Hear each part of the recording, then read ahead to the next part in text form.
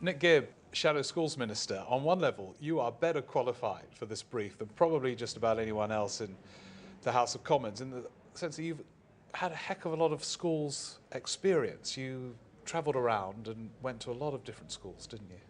Yes, I mean, I've not been a teacher, so I don't have that experience, but I'm a major consumer of the education system.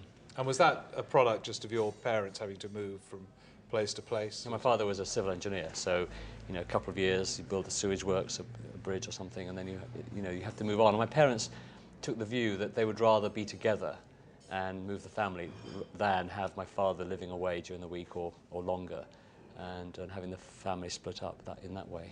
Did you get a sense of schools being very different for all kinds of different reasons? The intake from one to another might differ, the quality of the head teacher. Going to a sort of variety, including one abroad in Canada, which Yes. I'll ask you specifically about later. Well, I never knew what the intake was. As a kid, I never, you never sort of assessed that. But I did notice very much the differing quality of teaching and the ethos of the school. The best school I'd say I went to was probably Maidstone Grammar School. And Roundhay School was also very good, but I saw the differences there. That was a newly set up comprehensive yes, school. Yes, it was a grammar school, had just gone comprehensive, so it was streamed and had all the grammar school ethos. But I was there for 3 years and noticed over that 3 years how it was changing. And then I went to a sixth form in Wakefield, as part of a big comprehensive. And saw how very different that was from both Maidstone and Roundhay. Yeah. We'll come back and look at those school experiences in a moment. Before we do, got a photo of you here at a school. How old were you there? I think that must. I think I was 5 there. That must have been at Langton's infant school, my first school. Does it conjure up memories when you see a photo like that? What kind of do you think about in terms of those very early school days? Well, I remember my first day at Langton's, and I mean it was a horrifying day. I remember screaming and crying and being dragged physically away from my mother by the school teacher.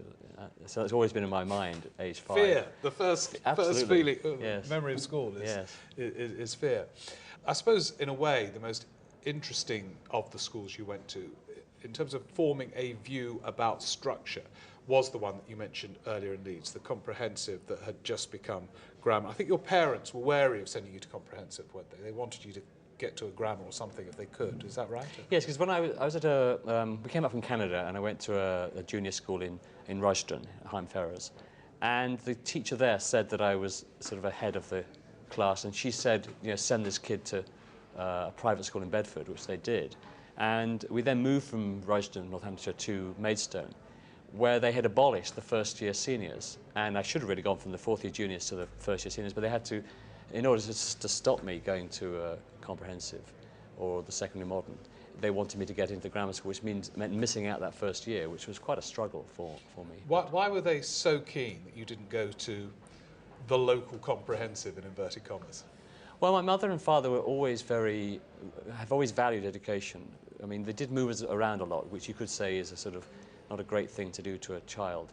But as a quid pro quo to that, they were always very, very wary and concerned about the quality of the school. And they took the view that Maidstone Grammar School was the best school in the area, and they wanted me to go there. They thought that I was academic and should therefore have an academic education. And was it? Yes, I think it was almost certainly the best school that I had been to. And if you look at the tables now, it's way up there. It's still a very good school.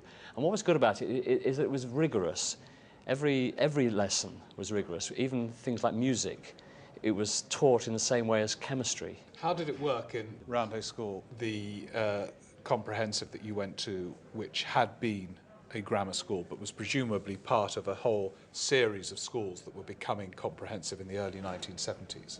Yes, and that school, what it did, it had very fine streaming. It went from A1, A2, B1, B2, B3, right through to D5. And it worked very well, and it meant that every child was taught according to his or her ability. The slower learners were given more time to make sure the children did learn what they were being taught, and the more able children were pushed ahead. So Roundhay School in Leeds is the model for Conservative policy now? Sort of. There is a debate also between setting and streaming. There is an argument that, if you're not quite so good at English, you shouldn't be in the top set for English, and have children grouped by set, and that really is policy. The problem with setting versus streaming is that sometimes setting complicates the timetable so much that in a small school it's just simpler to stream children. And the other advantage to streaming is that the children stay together for longer, a more cohesive group. But, there are arguments against that too. I've got actually your report from goodness. Roundhay School. Right. Just have a quick look. I'm looking through, you were doing well there, there's no question about it. I mean, I don't know, there are lots of A's and B's and things. I love one comment that the art teacher describes your art as earnest. I was hopeless at art. I don't know how I got an A minus. Maybe it's a euphemism for hopeless. I think so. When did you start to become interested in politics? Probably about this time. There were 2 elections in 1974, so February and October, so I must have been 13 going on 14, and I knew somehow I was a Conservative. My mother was a Conservative. My father never said how he voted, but I suspect he was. And really from then it developed, and then I really started to develop my thinking in the 6th form. Were there any teachers that inspired you?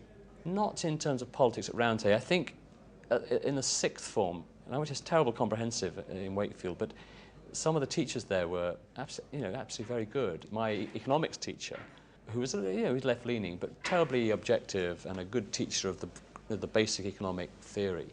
He was quite inspiring in a way, even though he was on the left. A terrible comprehensive, I think you said. Yes. Why was it so bad? There was no rigour there. I remember seeing a girl in the library, aged about 15, reading an Enid Blyton novel. And I thought to myself then, aged 17, this is sad. I was reading those books when I was 9.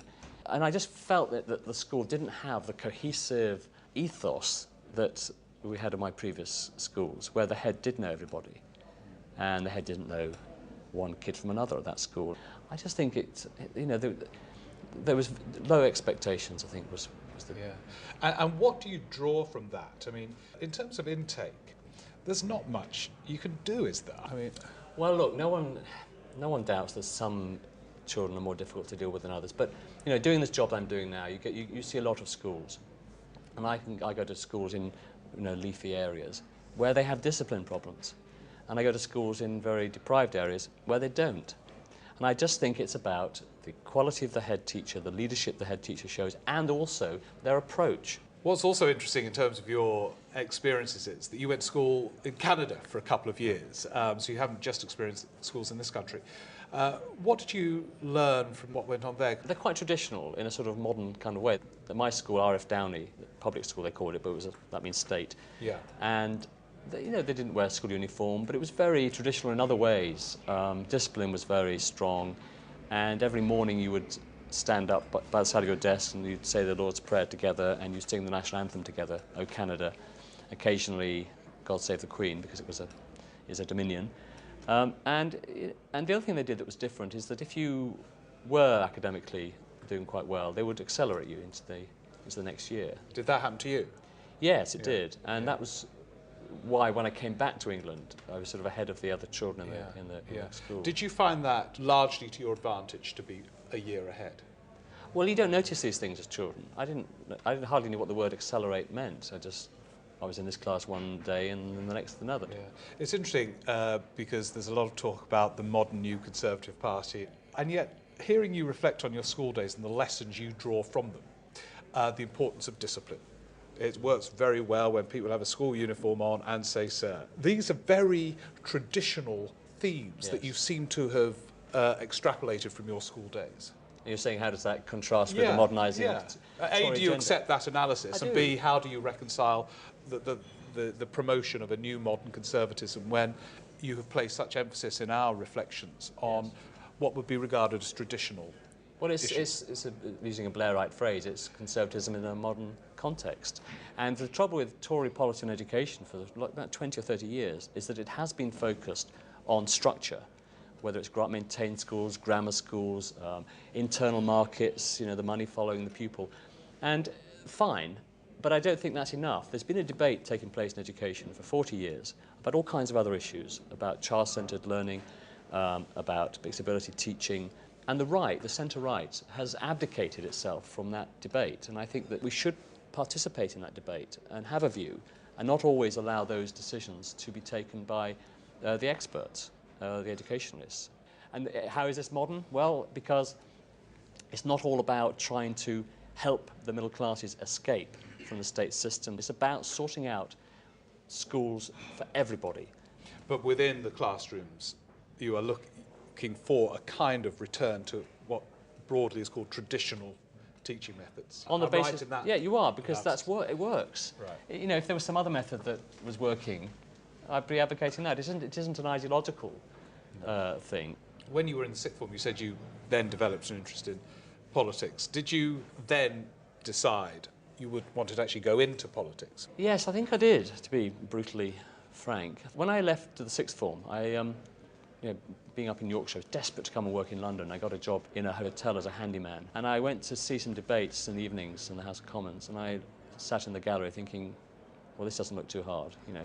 And I thought, well, I'd like to do this. And then I, came to terms with the real world, got a degree. But even then, I joined the Conservative Association at Durham University, and then was shocked by my political naivety because I hadn't had the experience. But I joined the Young Conservatives in Wakefield and was actually horrified by that, because this was in 1977, and some of the young women in the YCs were wearing white gloves. I mean, this was extraordinary. I just thought, what is this? This is like an anachronism. And so I was very put off by that, but then really got stuck into.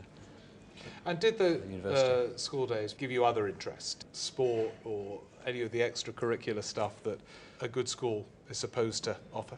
Not really. I was never really sport-orientated. I've seen one of these reports. I was looking at this boy that I was quite talented at PE, which I never knew. It's like the art. You got Yes. A- for art. I was definitely not talented at that. It's interesting because as well as travelling around and getting a taste for schools, your mother was a teacher, so presumably she would have come home and talked a lot about education and schools. She did teach, and I mean, horrifyingly for me, she was a supply teacher in Canada, and there was one occasion when my teacher was ill, and I discovered that my mother was taking the class, which was the most excruciating experience any child could have, having a mother as a teacher. But it was only a couple of days, thank goodness. I'm not sure she discussed education issues really a great deal. She was a conservative, and I knew that, and she explained her conservatism by a belief in free enterprise, and that was really as far as it went. But it's interesting, isn't it? Both you and your brother, who's now a BBC producer, but with a great passion for politics in particular, it can't be a coincidence. There must have been politics around in the schools or in the house to make both of you so political. Well, my brother's 4 years younger than I am, and I think what probably happened is that he picked it up from me, I think, that I was absolutely obsessed by the intellectual side of politics from the fifth form onwards, and would talk about it probably with him. My father was an opinionated person, strong opinions on issues, and so Sunday lunches would be quite heated. I don't know why they were heated, because I'm sure he was on the centre-right of politics too, but there would be these discussions. So you're actually thinking about it, you're probably right, it probably was quite a political household, and became more so as I developed an interest in this subject. Nick Gibb, thank you very much.